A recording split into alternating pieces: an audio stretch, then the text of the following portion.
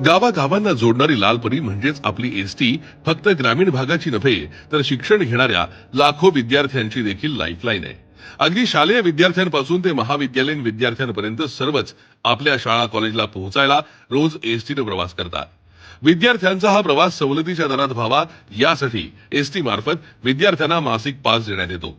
मात्र एसटीने प्रवास करणाऱ्या विद्यार्थ्यांची संख्या मोठी असल्यानं पास काढण्यासाठी गेलेल्या विद्यार्थ्यांना एसटी आगारात लांबच लांब रांगेत वाट पाहत उभं राहावं लागतं। हीच बाब लक्षात घेऊन शिवसेना महायुती सरकारनं विद्यार्थ्यांना एसटी पास थेट शाळेतूनच देण्याचा महत्त्वपूर्ण निर्णय घेतलाय।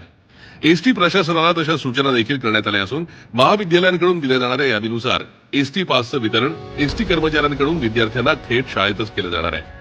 त्यामुळे आता वेळेची बचत होण्याबरोबरच पाससाठी लावाव्या लागणाऱ्या लांबच लांब रांगेतून विद्यार्थ्यांची कायमस्वरूपी सुटका होणार इतकं मात्र नक्की।